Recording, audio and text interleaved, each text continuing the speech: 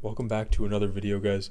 So in this one of you suggested to rank the importance of various facial features and explain my rationale of why I rank them in my software scoring system as more important than others. So that is what I will do in this video, and hopefully it's informative and pretty interesting. So let's begin with these assessments, and I know they're kind of hard to identify just visually, so I'll try to explain and even show in Photoshop what they are. So the first one seems to be the eye spacing ratio. So this determines whether your eyes are about one eye apart, and I would say this is probably pretty important but not necessary. Yeah, I would say this fits here because it's not the most important assessment of your eye's harmony, and it can vary quite a bit between ethnicities, so it's not like a strict indicator of facial attractiveness. I can show you visually what it looks like, but it should be pretty straightforward. So your eyes should be approximately one eye apart, between 0.94 and 1.04 if you take it at the medial canthus here. So this is the assessment, but obviously it's going to vary greatly between people, and I don't think it's a make or break. So the next one is overall body fat levels, which does translate to your jaw's angularity and overall facial 3D-ness. So I just chose a picture of body fat to represent that. And I think this one is probably at the top, if not the most important, for facial attractiveness. Usually the most attractive faces are always in the lean range, so you don't have to be exceptionally lean or anything, but that seems to be a standard observation. Like the correlation between being really attractive and being below whatever 15% body fat in males, and maybe it's 25% in females, it's usually like 0.9. So most of the attractive faces are quite lean. The next one is the nasal bulbousness. So this can't really be quantified too well, but it is still relatively important. But the thing is, you can still have an attractive face, even a very attractive face, with a bulbous nasal tip. So certainly I don't think it's one of the most important features. Okay, the next one seems to be the eye color, and a lot of people laud the eye color as very important, but if you look at clinical research, there's at least 3 papers that show it's pretty negligible in terms of facial attractiveness if you control for everything else. So it depends. In terms of preference, maybe one of you has a preference for blue eyes, and that's fine. But in terms of strict facial attractiveness, it doesn't really affect any of your indicators of like health or anything of that sort. So I would say it's not really that important, but it's definitely not irrelevant because it plays some role. And this doesn't sway in any direction either, because some people may prefer brown eyes. It depends. So it really depends. So this isn't saying strictly that blue eyes are the feature that we're looking for there. The next feature seems to be the palpable axis, or the canthal tilt. So this indicates how upturned your eyes are. And I would say this is very important, or at least important. Most of the attractive faces you'll look at have at least slightly upturned eyes. The next one seems to be the lip assessments. So I didn't pick every single lip assessment, but if we're just lumping all 4, I would say it's important. So I'll just show you what they look like, because I only showed the visual of one. So there's the birthstone line, which assesses the position of your upper and lower lip relative to this line. There's the E line, which takes the nasal tip point and assesses the lip position. And then there's the H line, which connects the upper and lower lip. And then the S line, which connects the upper lip, lower lip, and this point in the columella. So anyway, all of these assessments indicate the harmony between your nose, lips, and chin. So they are pretty important because they tie into your occlusion, or like how harmonious your teeth alignment is. But arguably they could be B tier. The next one are eyelashes. So again, something unquantifiable, but I would say they're pretty important because they do add some kind of youth or health indicator. But I don't think you need to have excessively long eyelashes as long as they're present. The next one would be the lower lip to upper lip ratio. So if it was just the ratio itself, I would say it's pretty meh tier, like C. But if we're talking about the lip fullness as well, I would say that it's B tier. So I'll just put this on B tier for now because I didn't include another feature that was separately the lip fullness. Okay, the next feature seems to be the hair texture. So like curly versus wavy versus straight hair. And I would say it's not really important because you'll find attractive faces of every hair texture and it doesn't really affect any of your facial assessments. The next feature seems to be facial hair, which I would say in males is pretty important. That doesn't mean you have to grow a beard, but at least having some facial hair does add dimorphism, so it is important. Usually anything that has to do with dimorphic indicators or making you look male or female is pretty important, at least. Okay, the next feature seems to be the nasofacial angle. And I would say this is probably in the pretty important tier. The thing is, all of these assessments, and we'll see the other ones in a moment, the nasofacial angle, the nasomental angle, and facial convexity, they're all occlusal indicators, so they indicate the harmony of your jaw and the occlusion thereof. So if your assessments are ideal in all of those 5 categories, then typically you have a very attractive face. So I would say if we lumped all 5 together, it would make the S tier, but we're separating them individually in terms of importance, so keep that in mind. This one is the ramus to mandible ratio. So it's how long this ramus portion of your jaw is relative to the mandible, and I think that is very, at least, important because it adds depth to your face and it adds depth to your jaw as well.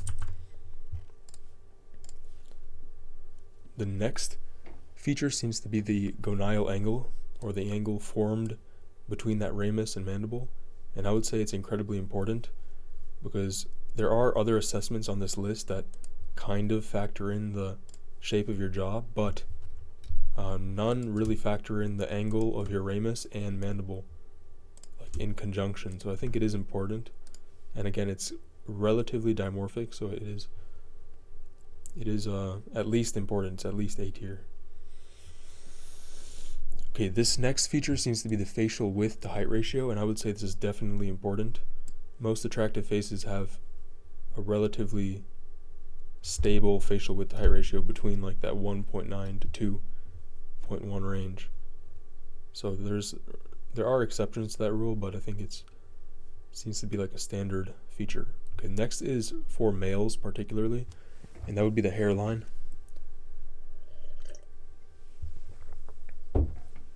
So for most men, if you don't have hairline recession, it's not really that important because the exact shape of your hairline doesn't really matter too much.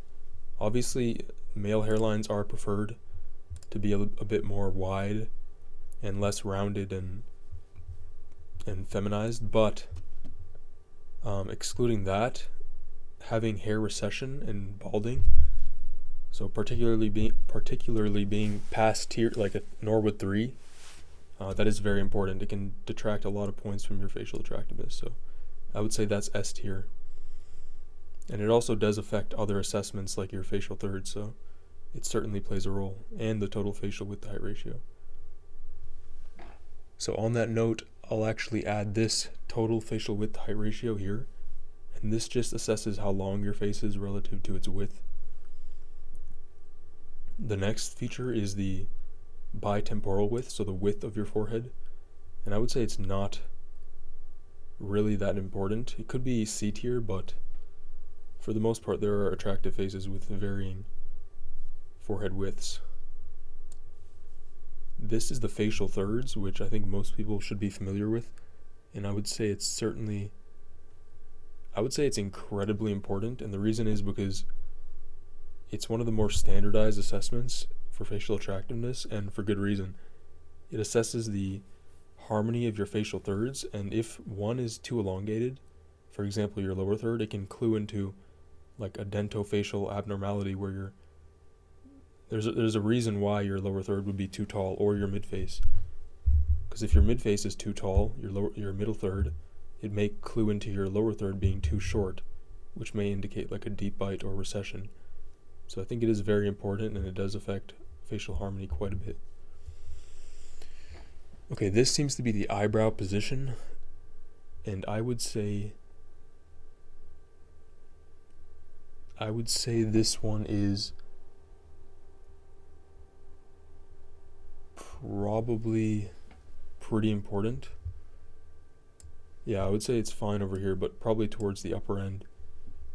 Because, I mean, strictly, this is the problem with ranking these features, is because they're so tied to one another. So for example, if your eyebrows are lower, it does affect your facial width to height ratio.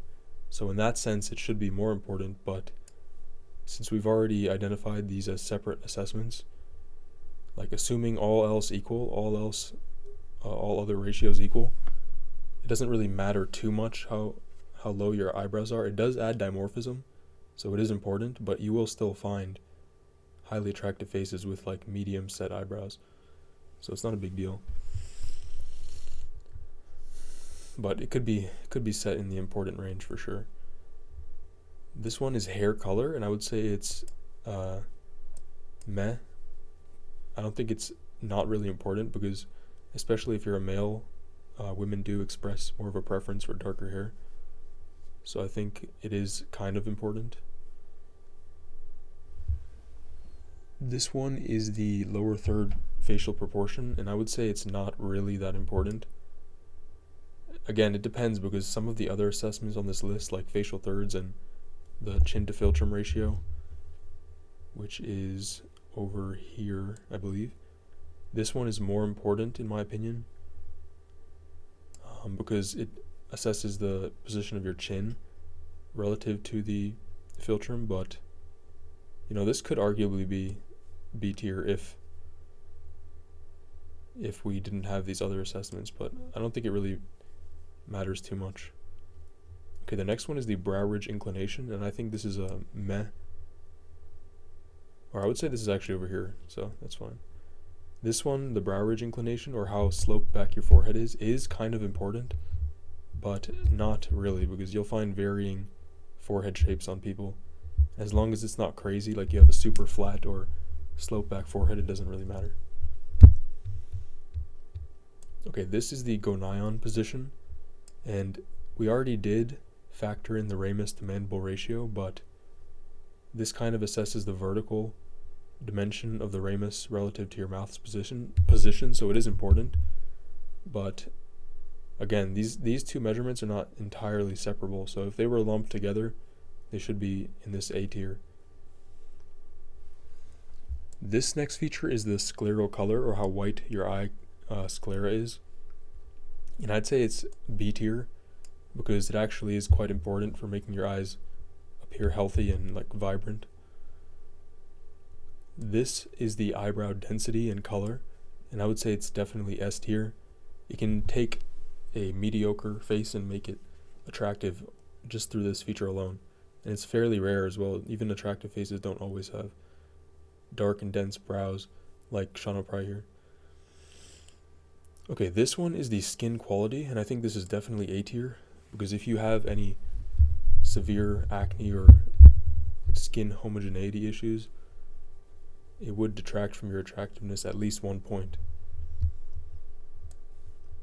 This is the nasofrontal angle, or the shape of your brow ridge, and it is a highly dimorphic facial assessment, so it will be pretty important. And I would put that in A tier. This tier list is going a bit slower than I anticipated, so let me go through things quicker. Okay, this is the scleral show, or whether you have too much white showing under your eye, and I would say it's towards the middle end of the B tier. This is the brow ridge projection, or how prominent your brow ridge is, and I think it's important, but you could do without it. There are attractive faces, male and female alike, females shouldn't have that projected of a brow ridge, but even male faces can be attractive without that prominent brow ridge. I think the submental cervical angle is important because it outlines the contour of your jaw. This is the nasolabial angle, and I think it's in the B tier. I would say towards the middle, because it can determine if your nose is too upturned or droopy. And again, this connects to your teeth as well, because the philtrum region is connected to your upper jaw.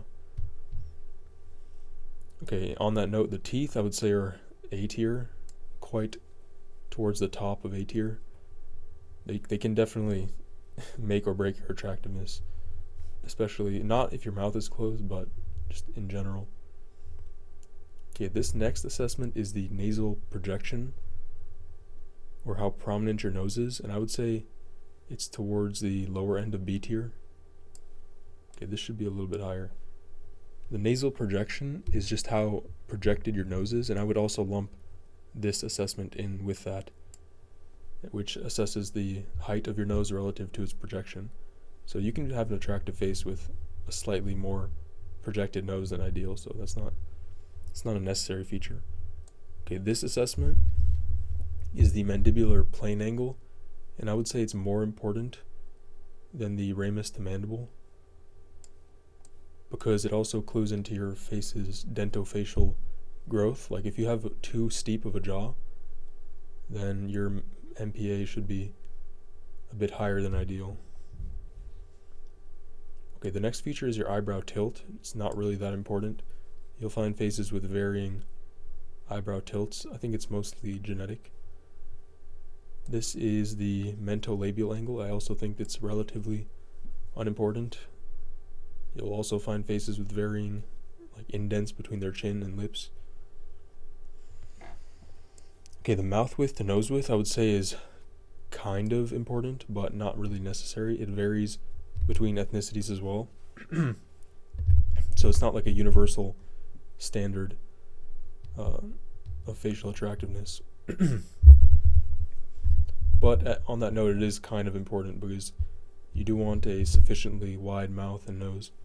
I would also lump in the spacing of this relative to your eyes as well. But okay, this feature is the cheekbone. I should go in order in case someone's watching this video and they see this in order. So this is the eye aspect ratio, or how tall, or how wide rather, your eyes are relative to its width. And I would say it's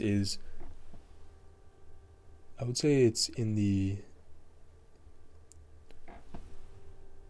I don't know, I'm torn between A or B tier. I think it's probably B tier. I would say it's towards the middle of B tier.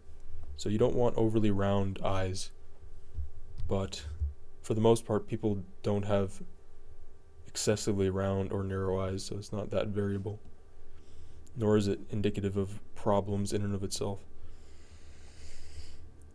Okay, this is the mid-face ratio, and I think this is in the B tier. It's not really that important, not as important as the facial width to height ratio. It is tightly linked to your eye spacing, nasal length, and philtrum length. Those are the three features that influence your mid-face ratio. But since that is the case, features like the eye separation ratio are more important.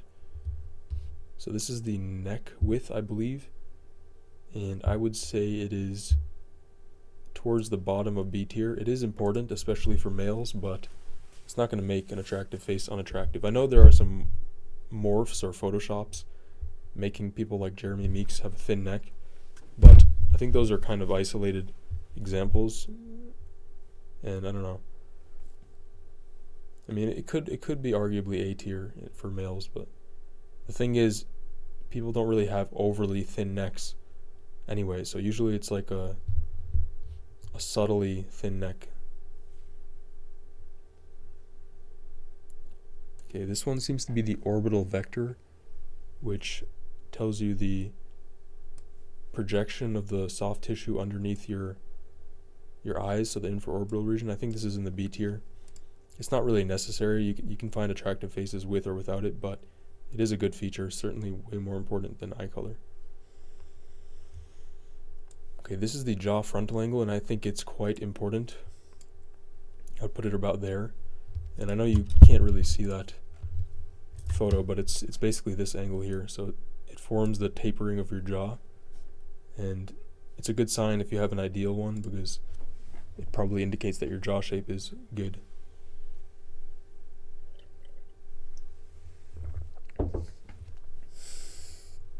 Okay, this is the cheekbone position. I would say it's towards the lower end of important, because it doesn't really tie into your cheekbone's projection itself, and it also doesn't factor in the tapering of the zygomatic bone here. So you can have high cheekbones even if they're not that laterally prominent.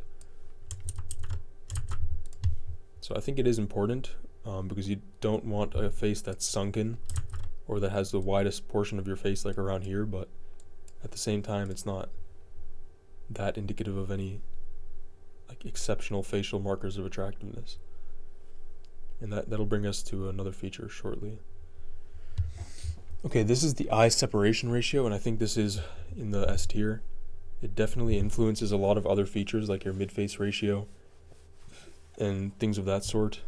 I don't know how many other features, but at least the mid-face ratio.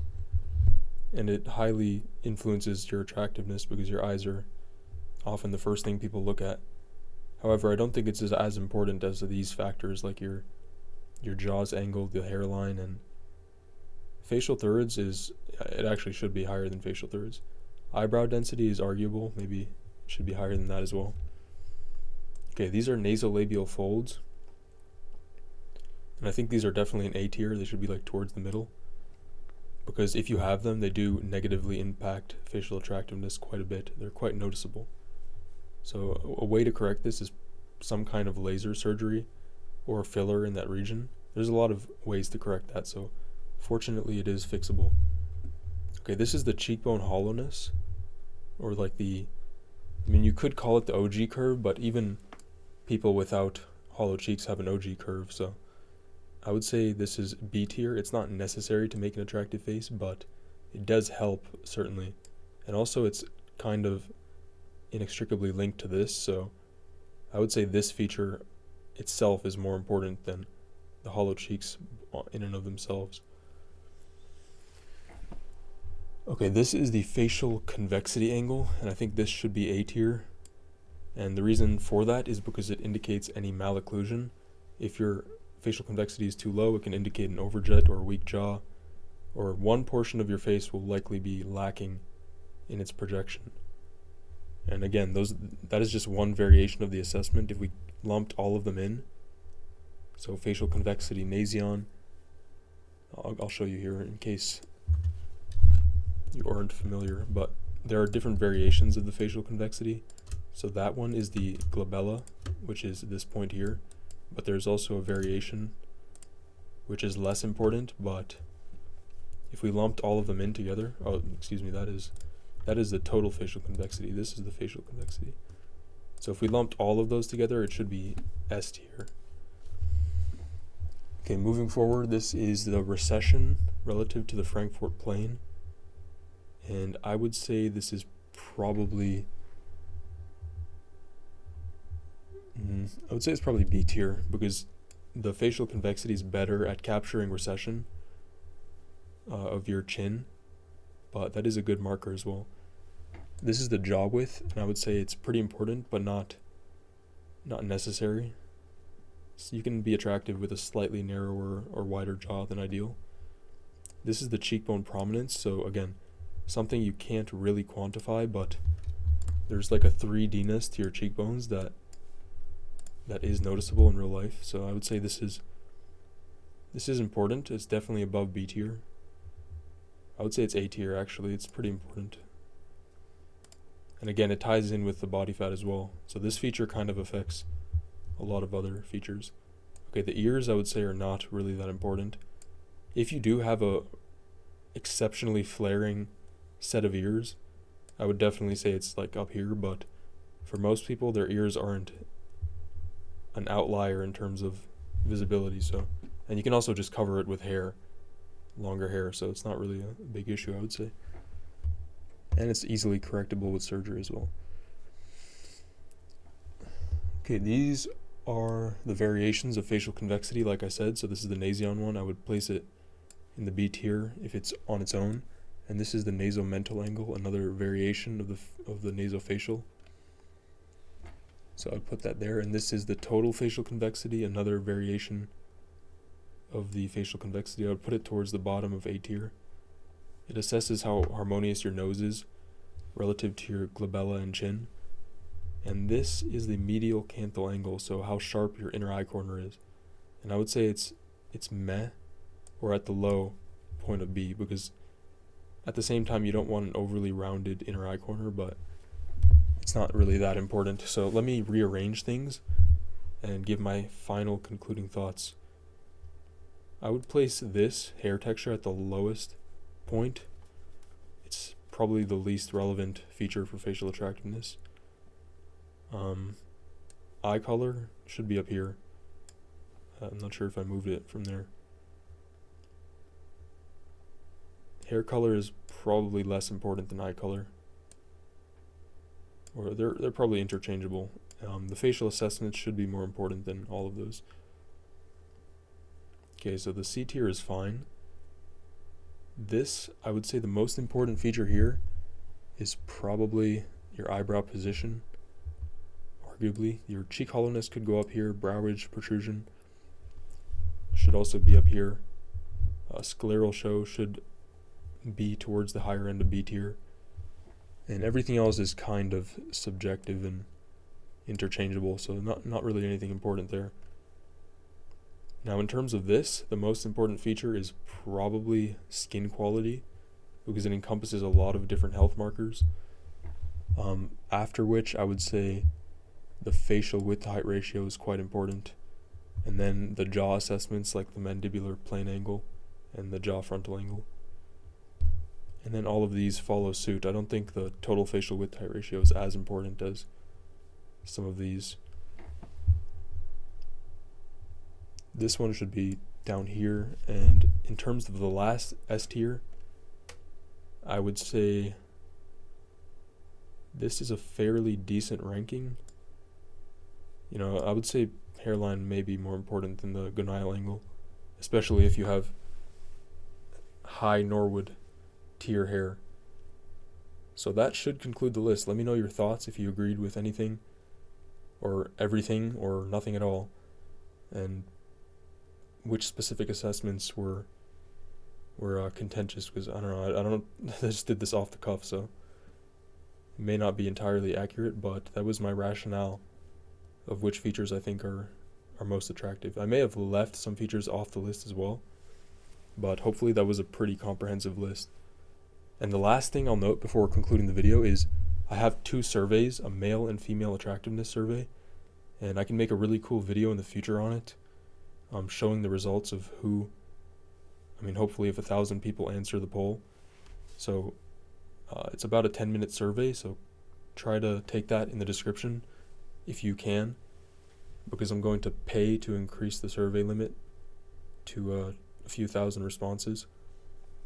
So please do take that. If you'd like to order an analysis, you can still contact me via email while my website is being developed, and the software as well. And that should conclude everything. So thank you guys for watching. Join our Discord community if you want as well. And see you in the next video.